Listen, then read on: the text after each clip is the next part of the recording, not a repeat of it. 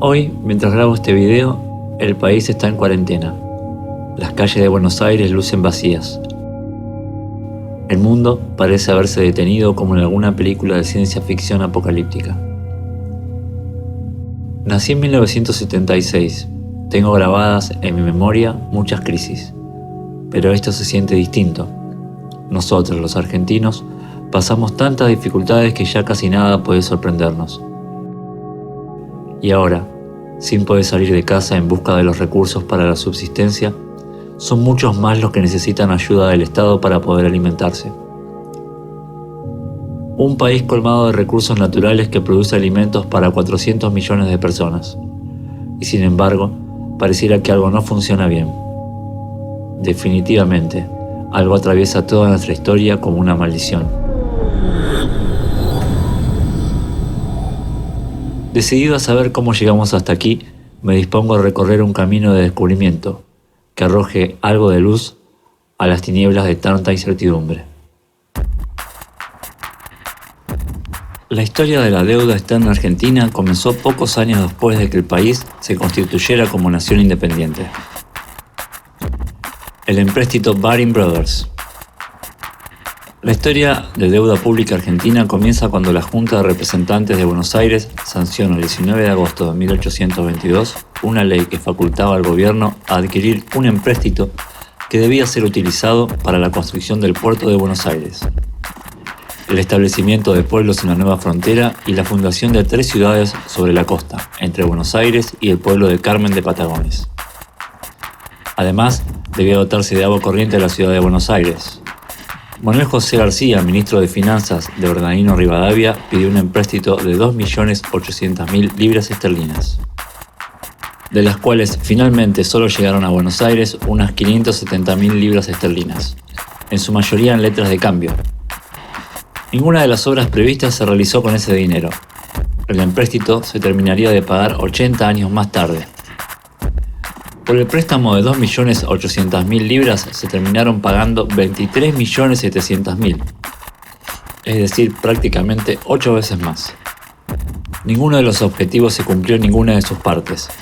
No pudieron pagarse los intereses y debió recurrirse a la venta de 2 barcos para afrontar el pago de las obligaciones. Todos los gobiernos posteriores continuaron pagando y refinanciando la deuda hasta que se canceló definitivamente en 1903. Así que si en nuestra época le ponen el nombre de Rivadavia a calles, plazas y escuelas, podemos especular que en el futuro le pondrán Domingo Cavallo o Mauricio Macri. Qué triste, ¿no? Pero real. Y esto siguió así hasta nuestra época, un ciclo que se repitió y se repitió continuamente, durante todos los gobiernos. Así que si te interesa saber de eso, te recomiendo ver el video de Felipe Piña, que está en YouTube, y el documental de Pino Solanas, Memoria del Saqueo, cuyos links dejo en la descripción del video.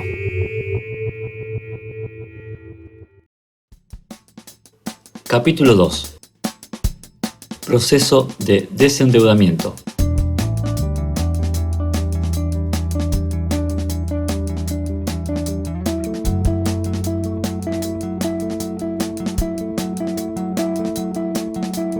Después del gobierno de Menem en los 90 y el proyecto neoliberal de la convertibilidad, donde un peso valía $1, la Argentina quedó destruida y con la crisis de 2001, el país entró en suspensión de pagos o default de su deuda externa, lo cual ascendía a $144.000 millones. Fernando de la Rúa, que había sucedido a Menem en la presidencia del país, no pudo soportar la presión social y tras su renuncia, el sillón presidencial fue ocupado por 5 presidentes en 11 días.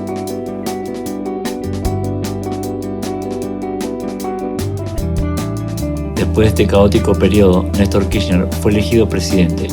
Desde entonces comenzó un periodo de desendeudamiento que duraría hasta 2015. Esto incluiría la cancelación total de su deuda con el FMI en 2006. Veamos algunos videos de la época. Y terminando el año, dijimos que queremos volver a ser independientes y manejar nosotros los resortes de nuestro país. Y por eso, hace pocas horas atrás, decidimos terminar con esa deuda de 50 años y le dijimos que al Fondo Monetario Internacional basta la deuda externa. La Argentina paga, la Argentina se libera, la Argentina construye su destino, la Argentina empieza a construir su independencia. Hoy la deuda que mantiene con el Fondo Monetario Internacional. Desde el Ministerio de Economía se ordenó el depósito de cerca de 9.500 millones de dólares en las cuentas de ese organismo de crédito. Esa cifra será cubierta con reservas de libre disponibilidad del Banco Central, es decir, las que exceden la cantidad para cubrir la base monetaria. De su gobierno, el presidente de Argentina, Néstor Kirchner, saldó por completo la deuda con el FMI a fines de 2005. Al pagar la deuda, el gobierno de Kirchner aseguraba la soberanía política e independencia económica frente a las medidas neoliberales de ajuste fiscal y flexibilización laboral que el Fondo Monetario Internacional exigía para poder renovar los créditos. Recuerden que durante su mandato se implementó un plan de desendeudamiento, se redujo el nivel de pobreza, pasando la tasa de desocupación de 1.7 a solo el 7.9. Primera aclaración, ¿qué es el PBI? El Producto Bruto Interno, o PBI, es un indicador que debe englobar a toda la economía, reflejando el valor agregado que genera un país. La conclusión es que es un indicador de por sí complejo, dado el enorme universo que representa y las dificultades para medirlo. En la Argentina, su medición sistemática comenzó en 1955.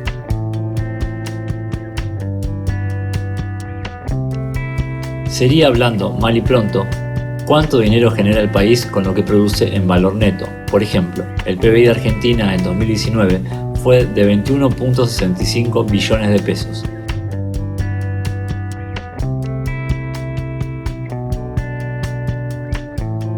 Argentina está en el puesto número 26 en el ranking de los 196 países que publican su PBI. Segunda aclaración. ¿Es verdad que el kirchnerismo pagó toda la deuda con el FMI? Durante los gobiernos de Néstor Kirchner, 2003-2007, y Cristina Fernández de Kirchner, 2007-2015, se llevaron adelante dos canjes de deuda, en 2005 y 2010. Y se canceló la totalidad de la deuda que el país tenía con el FMI. La deuda externa argentina en términos absolutos pasó de 178.000 millones de dólares en 2003 a 250.000 millones de dólares en 2014. Acá vos estarás diciendo, entonces la deuda creció. Sin embargo, los economistas coinciden en que el desendeudamiento debe medirse como deuda con respecto al PBI. Utilizando este criterio y según datos del FMI, la Argentina experimentó entre 2003 y 2013 una reducción del 73% de su deuda externa respecto al Producto Bruto Interno, y resultó ser el país con mayor nivel de desendeudamiento del mundo. El 3 de agosto de 2012, el Gobierno Nacional pagó los 2.197 millones de dólares correspondientes a la última cuota de intereses del BODEN 2012, que había sido emitido en el año 2002 para compensar a los ahorristas por los depósitos confiscados durante el corralito financiero. De esta manera, se terminaba con la deuda del corralito impuesto tras la crisis de 2001. En el año 2014, la deuda externa argentina subió un 4.5% por la emisión realizada por el pago de la indemnización por la nacionalización de YPF. En el primer trimestre del año 2015, la deuda externa de Argentina sube un 5.9% con respecto al mismo periodo del año anterior.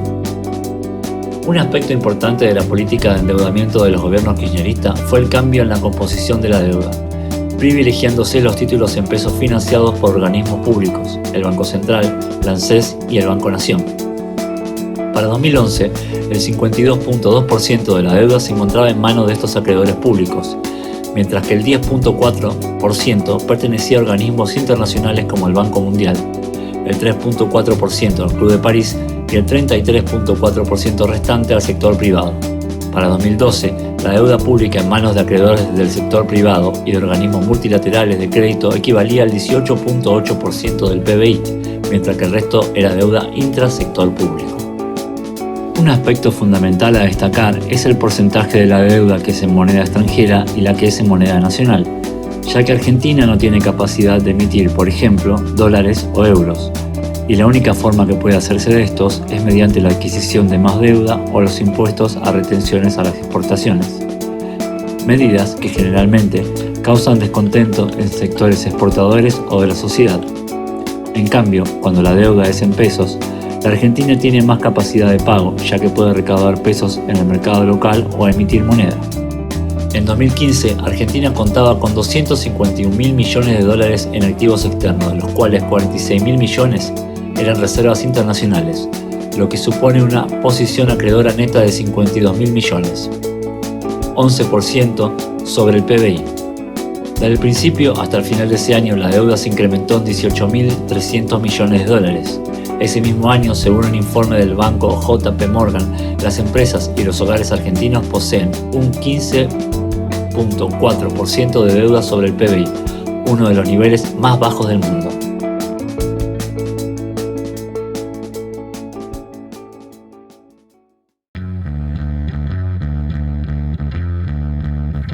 Capítulo 3. La deuda externa argentina y la fuga de capitales.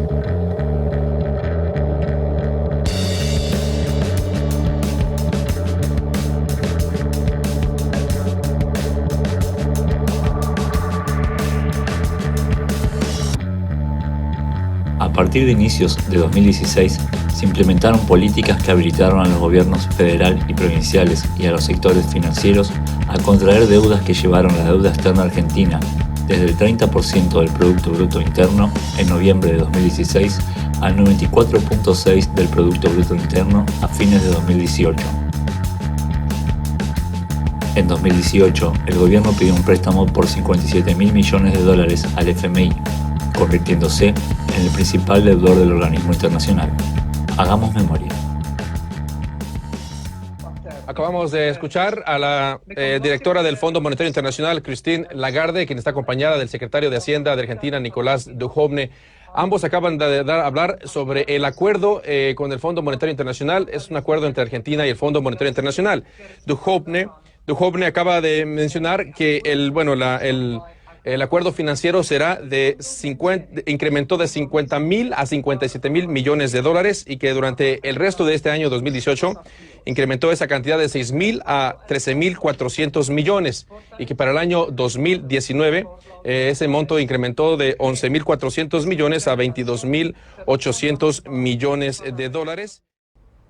Sí, lo más importante me parece, más allá del aumento de los montos que vos comentaste, es que estos montos dejan de ser precautorios, es decir, que la Argentina los podía usar solo en caso de emergencia, sino que son para ser plenamente utilizados, es decir, que este dinero va a ser girado a la Argentina para que pueda hacerlo. Y Christine Lagarde también dijo que era el programa más grande del Fondo Monetario Internacional y que esperaban que con esto pueda restablecer la economía argentina y la confianza, y luego comenzó a decir algunas palabras en español felicitando al equipo del ministro de Economía, Nicolás Duhovne. Con lo cual lo que tenemos aquí es básicamente se amplía el monto de 50.000 a 57.100 millones de dólares que dejan de ser precautorios para ser de plena utilización para la Argentina. El plan más grande del Fondo Monetario Internacional para un país, según palabras de su directora general, Christine Lagarde. Los noticieros del mundo contaban cómo aquellos que habían dicho públicamente que jamás acudirían al FMI y tras haber declarado que los gobiernos anteriores eran unos incompetentes por no poder detener la inflación, que para ellos era un proceso muy simple, después de haberse patinado y fugado todo el crédito que habían tomado en los últimos años, después de pagar los fondos buitres, ahora volvían llorando a pedir plata al FMI y tomando un crédito horrible con intereses y plazos impagables.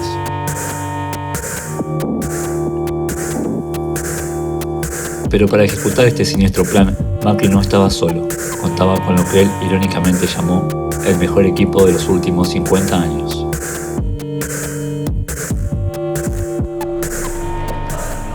Luego de bailar cumbia en el balcón de la Casa Rosada, anunció la conformación de su gabinete.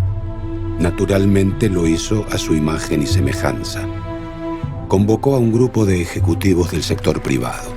Convirtió en funcionarios a Alfonso Pratgay de JP Morgan, Luis Caputo del Deutsche Bank, Juan José Aranguren, director de Shell, Gustavo Lopetegui, director de LAN, Miguel Ponte de Techint, Mario Quintana del grupo Pegasus, Francisco Cabrera del grupo La Nación, Ricardo Buriaile de Confederaciones Rurales, Martín Echegoyen de la Unión Industrial, Pablo Clusellas, Tomás Félix, Mariano Grondona, Juan Manuel Bisset,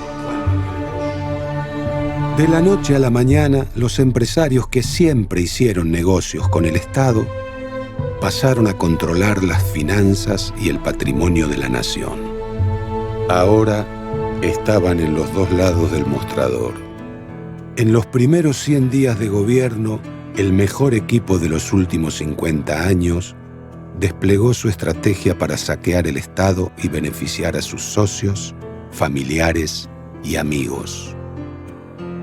Se presentaron como la nueva política. Tenemos que permitirnos soñar.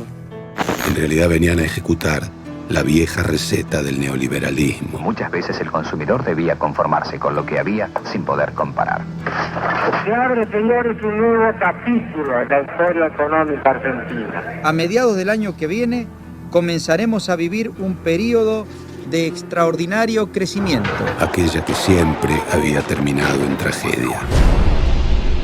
Pagarle a los fondos buitre lo que pedían fue la primera tarea que Alfonso Prat Gay encaró desde el nuevo Ministerio de Hacienda. Eso le permitiría tomar nueva deuda. Tras años de defender una posición soberana, el nuevo gobierno se subordinó a los reclamos usurarios de los acreedores especulativos. Hemos llegado a un acuerdo con los 4 fondos más beligerantes, más duros de esta negociación. We think the dirty job is mostly done. Fue la bandera de largada para el ciclo de endeudamiento más acelerado de la historia del planeta.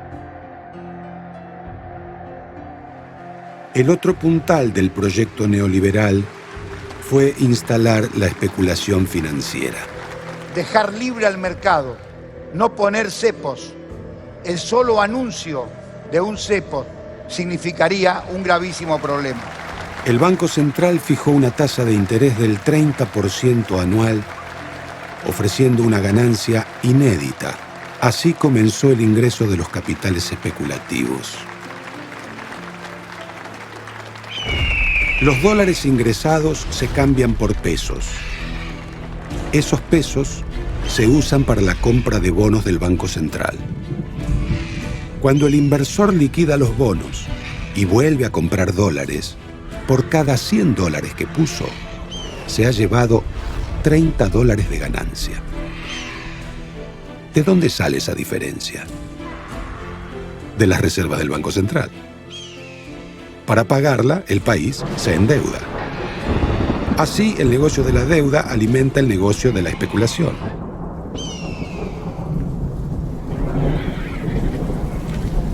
Así se creó la ilusión de una soñada lluvia de dólares, mientras la deuda externa creció un 20% solo en el primer año de gestión.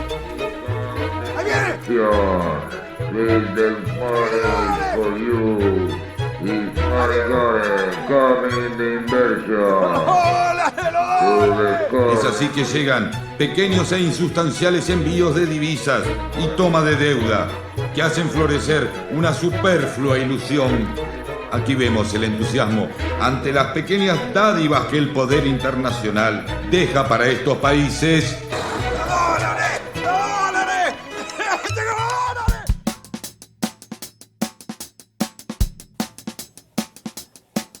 Una de las principales medidas económicas de la gestión de Mauricio Macri fue el fin de las limitaciones para la compra de moneda extranjera, conocido popularmente como cepo cambiario. Al día siguiente, se produjo una fuerte devaluación del peso que modificó su cotización de 9.84 a 13.95 pesos por dólar, lo que representó una depreciación del 42%. Esto generó un incremento de 40.000 millones de pesos en la deuda de las provincias, lo que representó un 20% del stock total de las mismas. A esto le seguiría el pago a los fondos buitres y así, volviendo a tener acceso al crédito internacional, comenzó un nuevo y penoso proceso de endeudamiento. Escuchemos lo que por entonces decía el politólogo Leandro Santoro, ex radical alfonsinista, ahora en las filas del neokirchnerismo o albertismo. Los fondos que van a venir a la Argentina, 15.000 millones primero y después habrá que ver si se cumple o no el cronograma, van a ir a aceitar la bicicleta financiera, van a ir a garantizar el repago de la deuda externa que ya tomaron tanto en pesos como en dólares, porque vos viste que tiene una particularidad este préstamo, que es que no va hacia el Banco Central, va al Tesoro. Al Tesoro. y el Tesoro tiene comprometido rescatar letras y recomprarle BACS para equilibrarle el balance al Banco Central. Y además agregarle que tenés 42.000 millones de dólares de acá hasta diciembre del 2019 de vencimiento de intereses de deuda. Con lo cual los tipos te prestan guita para que vos aceites la bicicleta financiera y les devuelvas lo que te prestaron y te van a poner condiciones. ¿Qué condiciones te van a poner? Primero, achicar el déficit en pesos a partir de lo que estaba contando Moyano recién. Reducción de salarios, jubilaciones, destrucción de la obra pública, ajuste a las provincias, por ahí se viene. Y después, que lo más preocupante, Gallego, los tipos necesitan deliberadamente que la Argentina se provoque un corrimiento del tipo de cambio y un pico inflacionario para generar una recesión económica. ¿Por qué? Porque el déficit más fuerte que tiene la Argentina no es el déficit fiscal, es el déficit de cuenta corriente. ¿Qué es el déficit de cuenta corriente?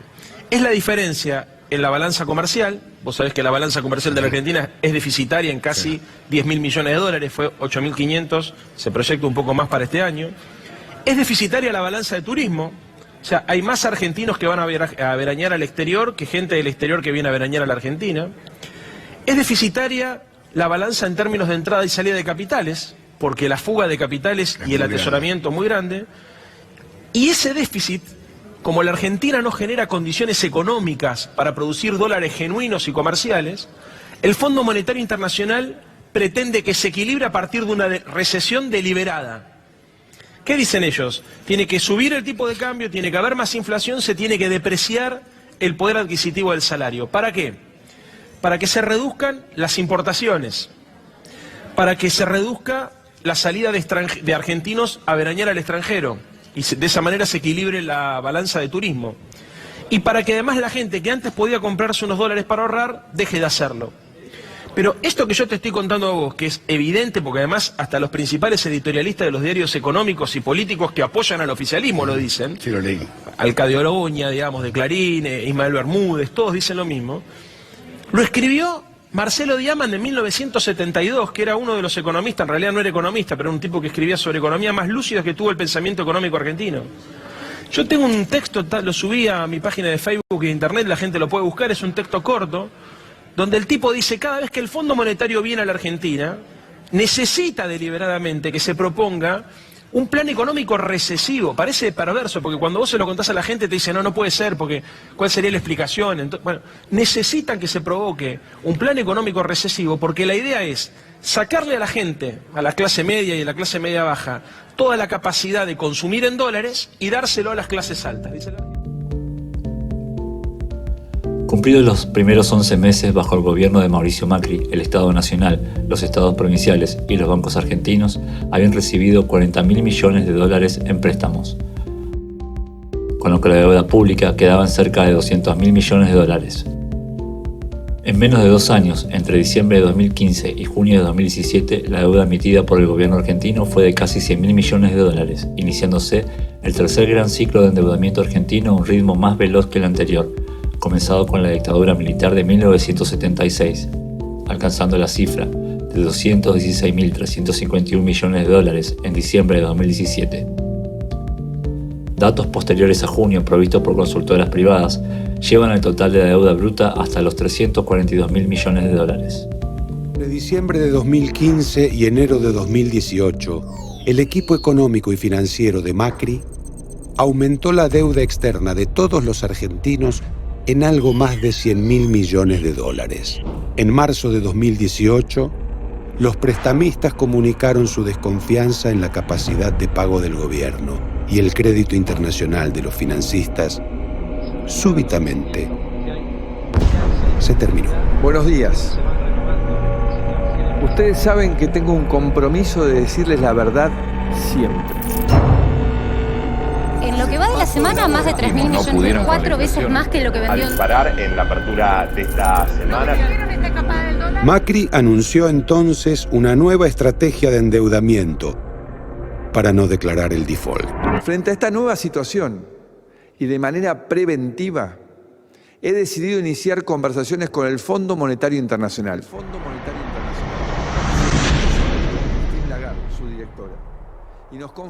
El 20 de junio de 2018, Día de la Bandera, el Fondo Monetario Internacional le aprobó un préstamo de $50.000 millones.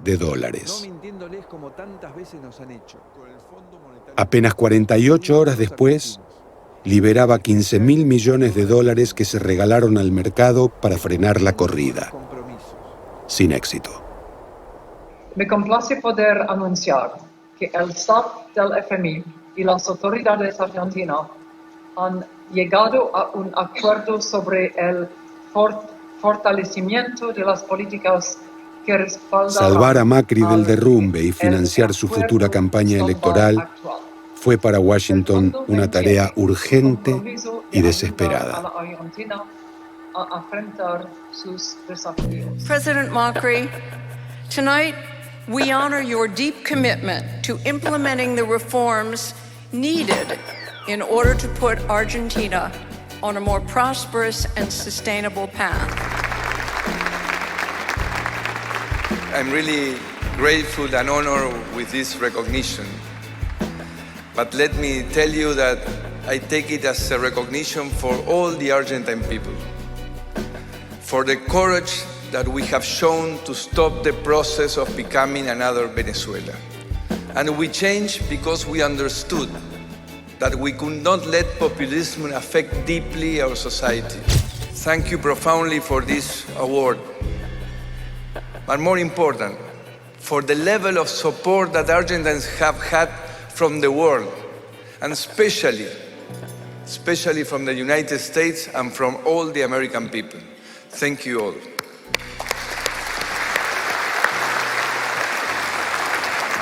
And I expect that this is going to work very well and will end up in the whole country crashing on with Christine.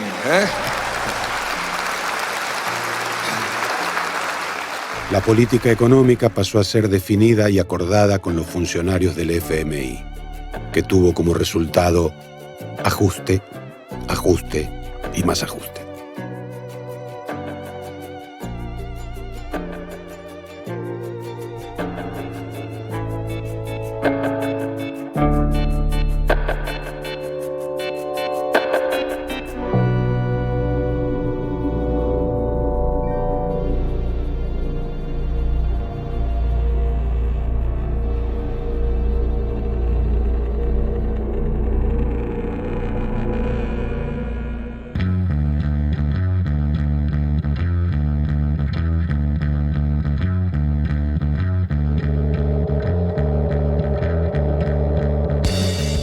En 2017, el país volvió a autorizar las revisiones de su economía por parte del FMI, que en su evaluación establece que la reducción del gasto público es esencial, especialmente en las áreas donde aumentó muy rápidamente en los últimos años, en particular los salarios, las pensiones y las transferencias sociales.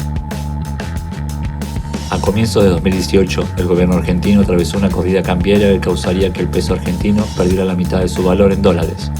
En esas condiciones, recurrió al FMI, que le otorgó un préstamo de $50.000 millones, el más grande de la historia del organismo, equivalente a un 11% del PBI de Argentina en 2018. Apenas 3 meses después, se firmó un nuevo acuerdo con el FMI, donde se aumentó el préstamo a $57.100 millones, a los que se sumaron $5.650 millones del Banco Interamericano de Desarrollo. El eje de los requerimientos del FMI fue que el gobierno llegue al déficit primario cero en 2019, aunque en julio de 2019 aceptó cambiar las metas originales y desembolsar las sumas restantes.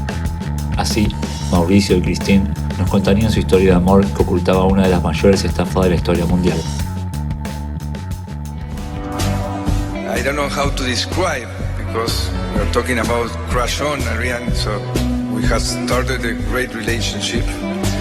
And also with Christine, I have to confess that we started a great relationship some months ago. And I expect that this is going to work very well and will end up in the whole country crashing on with Christine. O sea, es así, ella es cálida y muy profesional. Pero de las dos cosas, se pueden hacer las dos cosas. Y hoy, luego de... Aparte Yo creo honestamente que tiene una enorme vocación de ayudar a los argentinos. Se ha encariñado mucho con la Argentina, con nuestra cultura, con nuestra forma de ser. Respeta mucho a Nicolás y el equipo con el cual ha trabajado una relación. You know, in the case of Argentina, it's an economic situation which was incredibly complicated as well. That I think many players, ourselves included, underestimated a bit when we started trying to help and put together with the Argentine authority. Todo este endeudamiento culminó en la peor crisis económica de la historia argentina, y la clase media del país, acorralada por la crisis, perdía la fe en el fallido proyecto neoliberal de la oligarquía argentina. En las elecciones presidenciales de 2019, el peronismo unificaba todas sus vertientes y volvía al poder.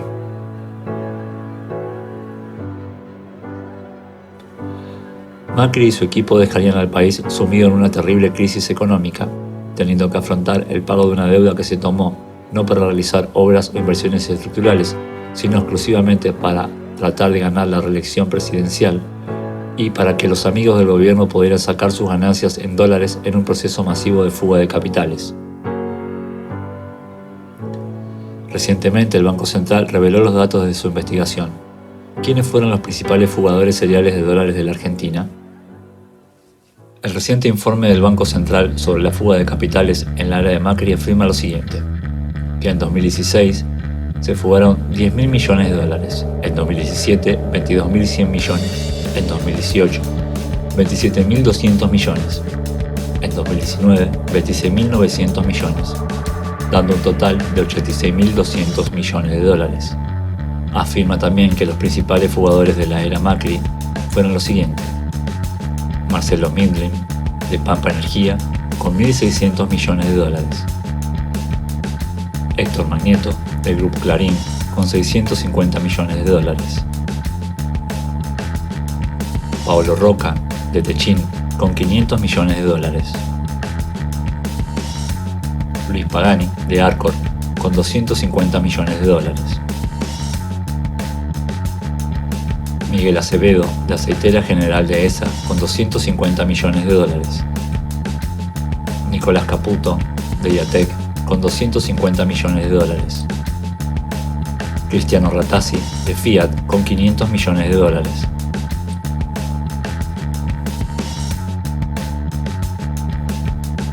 Y así llegamos al presente, donde la gente muere en las villas por falta de agua y condiciones que le permitan poder sobrevivir la cuarentena del coronavirus.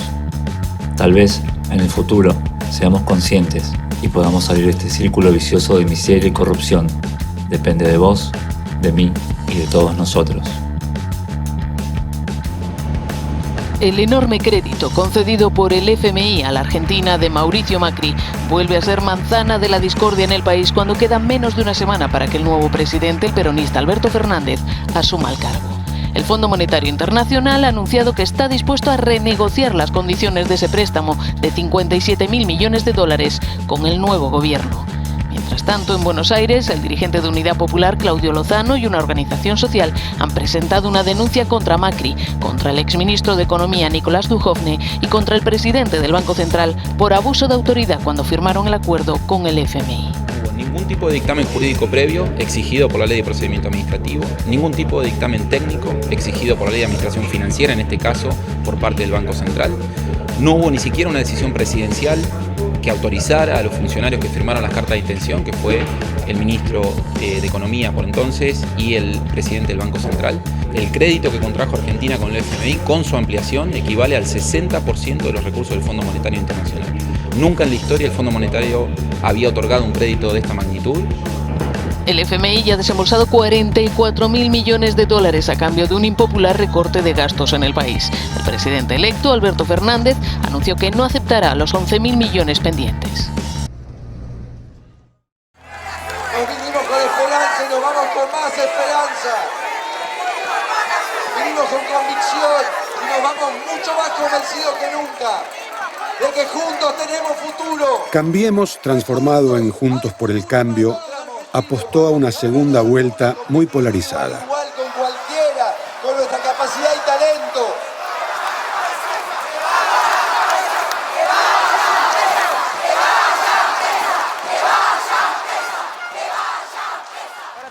Pero el resultado de las internas resultó apabullante. Son las 9 de la noche. ¿Hay cargado ya en la página oficial, a producción le pregunto, algún cómputo oficial? Con el 58,7% de las mesas computadas, siendo las 10:20, tenemos resultados, esto lo van a poder ver en pantalla, del 47,01% para el Frente de Todos, 32,66% Juntos por el Cambio, 8,47% Consenso Federal. El resto de la información está cargada en las computadoras. Como respuesta, al día siguiente, Macri castigó a la decisión popular en las urnas. A partir de este resultado electoral, desfavorable al gobierno y favorable al kirchnerismo, se da vuelta a todo. Las empresas bajan entre el 30 y el 50%, el riesgo país subió 350 puntos en una hora y el dólar subió lo que subió. Eso demuestra que hay un problema grave entre el kirchnerismo y el mundo, que el mundo no le confía. Entre las PASO y las elecciones del 27 de octubre se fugaron 20.000 millones de dólares. Después de 4 años de gestión, el macrismo abandona el poder ejecutivo dejando al 35% de los argentinos, 16 millones de personas sumidas en la pobreza. El Producto Bruto Interno un 10% más bajo que el que recibió. El salario real de los trabajadores reducido en 18%. Con jubilados que perdieron casi 20 puntos de poder adquisitivo y una inflación que llega este año casi al 60%. Las mayores empresas productivas del país valen hoy el 50% de lo que valían cuando Macri y su equipo asumieron el gobierno en 2015. Una enorme deuda externa con privados y con el Fondo Monetario Internacional, convertido ahora en auditor del ajuste.